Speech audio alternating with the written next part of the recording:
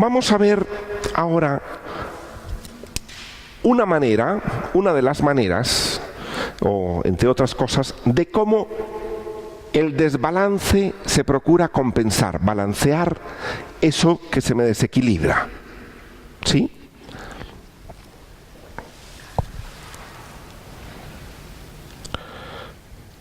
Una de las preguntas que nos hacemos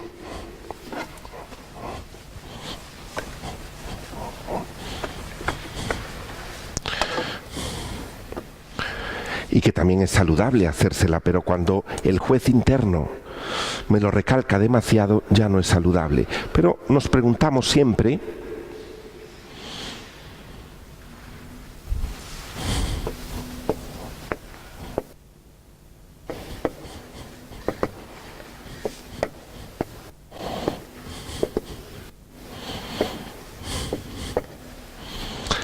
¿lo hice bien? ¿Lo hice mal? Yo siempre digo, no vale, delante de esta pregunta, si son cosas muy del pasado, juzgar el pasado muy remoto con criterios del presente. ¿Cómo eduqué a mis hijos? ¿Lo hice bien o lo hice mal? Mire, ya esa pregunta no tiene caso.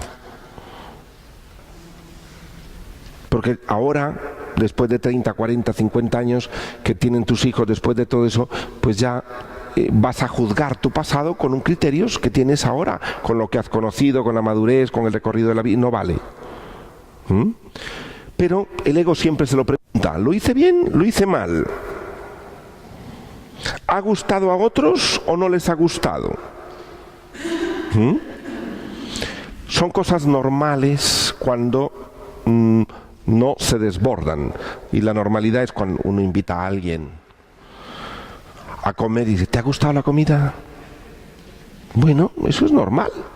Eso es parte, sí, de una parte de primero, satisfacer al otro, es parte de mi generosidad, es parte también de mi narcisismo saludable, que me diga, oye, te ha quedado exquisito, me vas a dar la receta. Y el otro también, pues, se le toca un poco también la parte de la autoestima y dice, pues ya te la daré, porque es una receta mía. Y bueno, de mis posesiones. Y entonces, bueno, pues todas estas cosas que funcionan con normalidad y son muy bellas, ¿vale? Y son naturales, y fluyen, y uno no ve nada extraño en eso, ¿vale? El problema es cuando se vuelve una parte que esto lo hacen los niños, y en los niños no hay ningún problema estarlo preguntando todos los días, ¿cómo lo hice?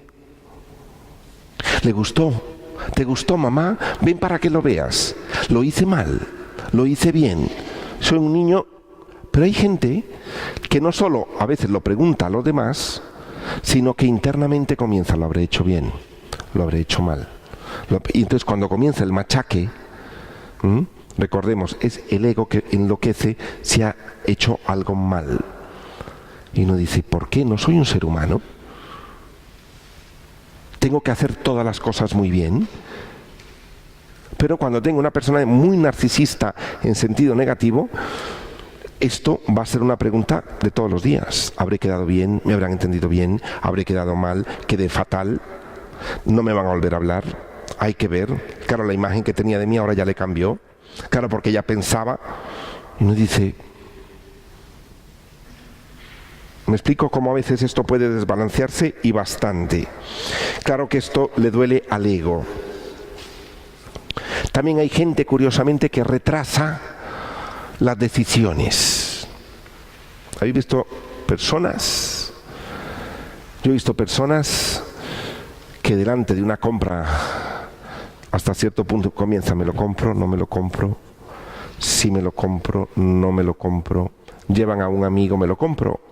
¿O no me lo compro? ¿El rojo o el verde? Horror a equivocarse. Si uno se equivoca, va y lo cambia, y si no puede cambiarlo, pues se equivocó. Pero esta indecisión o indecisiones en la vida, ¿lo hago o no lo hago? Será una cosa es sopesar en la vida, obviamente, uno tiene que tener un discernimiento y pensar, bueno, si hago esto, ¿va a funcionar o no va a funcionar? Y uno duda, y lo consulta con almohada, lo consulta con un amigo y tal. Pero hay gente que posterga las decisiones. Y uno dice, pero decídete, muchacho, decídete. que llevamos 6 meses en lo mismo y no hay manera. ¿Por qué? Porque el juez interno que tiene es tan severo que como se equivoque, ya no es por lo que le digan, sino por lo que él no se va a perdonar. ¿Quién no ha metido la pata en una decisión? Todos. Hay decisiones y decisiones, obviamente. Hay unas que comprometen más y otras menos. Pero como os digo, no es la duda en sí, sino cuando esto está extralimitado. Cuando uno dice, vamos a ver, aquí hay algo que una persona muy indecisa, esas personas demasiado indecisas, son tan perfeccionistas que lo que no quieren que es no fallar el tiro. Pero claro, los que viven alrededor, aguantar los 6 meses de indecisión es duro. Y luego ya si se equivoca, queda año y medio para escuchar que se equivocó. Porque el juez interno es muy duro. Entonces ojalá Dios no nos trata así a nosotros. Dios no nos trata así. Nos trata con cariño, con amor cuando nos equivocamos, cuando metemos la pata, cuando nos mira con amor, con misericordia. Que acabamos de pasar el año de la compasión, nos mira con la compasión. Pero entonces tenemos un juez interno muy duro. Y continuando en la página número 4, también otra manera de balancear estas cosas, cuando se nos desbalancea, es lo siguiente. ¿De qué cosas me siento yo orgulloso en la vida? Y aquí muchas veces, y os pongo aquí, una de las voces principales de la autoestima que hay que creer es: eres valioso así como eres y como has decidido vivir, y así como eres, eres grande. De esta definición tan bella, y que es algo para la autoestima muy importante, esta frase de eres valioso así como eres y como has decidido vivir, así como eres, eres grande. Lo de eres grande es lo que vamos a ver ahora. Lo que vamos a ver ahora. A veces uno se siente orgulloso de cosas que en realidad no son ni virtudes, ni cualidades, ni nada. Es curioso que uno estas cosas las confiesa, entre comillas, como un defecto. Uno dice, mira, es que yo tengo un gran defecto. Yo me encontré una señora, lo pongo ahí, que me dijo una vez, hace muchos años, y me dijo: Luis, ¿sabes qué? Que sepas que yo soy una soberbia y una prepotente. Prepotente. Soy una soberbia y una prepotente. Cualquiera pensaría que era una confesión muy humilde de ella misma, que no era una confesión sacramental, era como, cualquiera pensaba que era como que una confesión de humildad, de decir, mira, es que yo tengo este defecto. Pero fue curioso que mientras lo decía, levantaba la cabeza, hacía una mini sonrisa y me miraba. Me estaba diciendo que tenía un defecto, pero con la cabeza levantada y sonriendo, enseñando como un colmillito de... A mí me llamó la atención, y una de las cosas que yo le dije fue: pareciera que esto es una confesión de humildad. Sin embargo, escuchando me da la sensación de que estás orgullosa de ser soberbia, que disfrutas siéndolo, y quizá esta manera te sirve para sentirte más arriba que los demás. Claro, se quedó sin sonrisa. Curioso. Cómo el ego transforma cosas que los podemos llamar defectos, los transforma en virtudes de las cuales yo me siento orgulloso. Aunque le diga a mis amigos, a la esposa, a los más conocidos o en grupo, sabed que yo soy así, este es un gran defecto mío. Pero en el fondo estoy orgulloso de serlo. Y vamos a ver ejemplos, que luego haremos un paroncito para que cada uno piense qué transforma en qué en su vida, ¿no? Porque todo lo transformamos. Y os pongo ahí, hay gente, por ejemplo, que valoriza mucho, narcisiza, se enorgullece de criticar a los demás. Yo he visto gente que levanta la mirada, pone una mirada firme, coge el dedo y dice: es que yo soy muy crítico. Y te hace así. Y dice: y ese es mi defecto. Y uno ve que no lo está viviendo como un defecto, sino orgulloso de que es bastante crítico. No lo miran como una limitación personal, no se miran a sí mismos como criticones, sino que lo convierten en algo de lo cual están orgullosísimos. También hay quienes valorizan mucho que ellos sean averiguadores o cotillas. Hay gente que te lo dice. Dice: es que yo tengo un defecto, yo me entero de todo. Y te sonríe. Dice, y te está diciendo que es un defecto, pero está sonriendo. Y uno dice: disfruta horrores siendo cotilla. ¿O no? Y uno, el ego, transforma eso en una virtud, aunque diga que es un defecto. Es curioso. Se enorgullecen de que por medio de sus averiguaciones tienen información que otros no tienen. Y a la vez, de esta manera, controlan al personal, claro.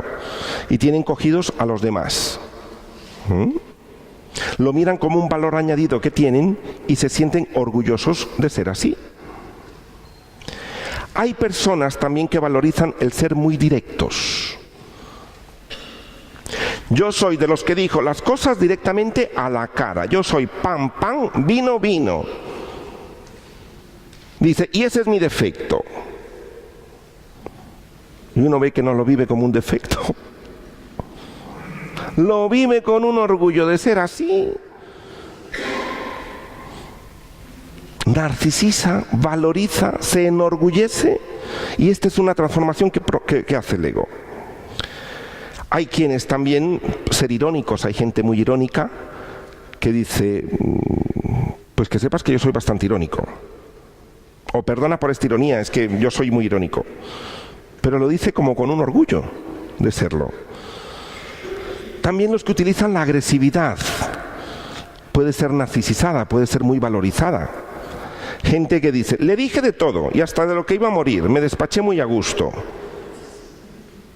O tengo yo una mala uva que ya lo saben en mi familia. Ese es mi defecto. ¿Cómo que tu defecto? Estás orgullosísimo de ser así. Y eso se narcisiza. Vamos a ver por qué. También hay unos que valorizan la parte sádica. Cuando con sus actitudes ven sufrir a alguien de alguna manera o a los demás, se sienten orgullosos de haber desplegado su poder, y esto a veces es muy sutil, por ejemplo con comentarios que hieren. Hay gente sádica, ¿ya?, que suelta un comentario sádico, sabe que va a hacer sufrir, pero bueno, que se lo dejé plantado, dicen. O con bromas, burlas, sustos, entre los curas, homilías que asustan. Hay una parte sádica y dice, es que yo soy muy claro, y le hablo a la...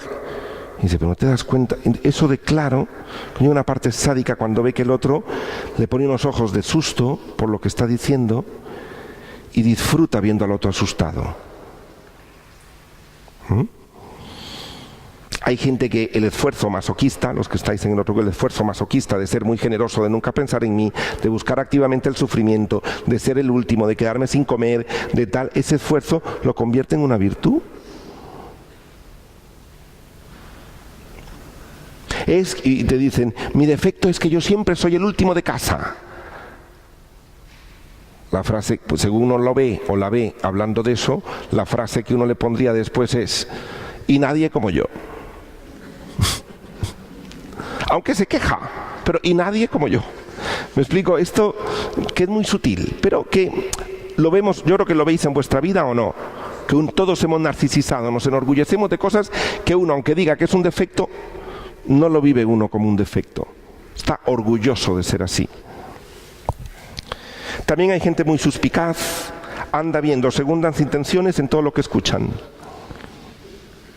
O leen o incluso se convierten en perseguidores de los defectos y pecados de otros. Esto es horroroso, encontrarse personas así. Tienen un ojo agudo para estar sobre aviso a los errores de otro. Hay gente, de esta gente que anda mirando a ver cuál es el pecado fulano, cuál es no sé cuánto, cuándo cometió un error, por qué cometió un error, esto, que lo habla en una reunión y comenta algo que y anda señalando, se convierten en justicieros, ¿ya? Y son de los que dicen, a mí no se me pasa ni una. Dice, ese es mi defecto. También hay quienes pueden narcisizar o valorizar o enorgullecerse de un orden obsesivo. Es que yo soy muy ordenado, muy ordenada. A mí cuando me dice alguien eso así y tal, digo, madre mía, como me toca a mí compartir habitación en un viaje, no sé qué voy a hacer yo.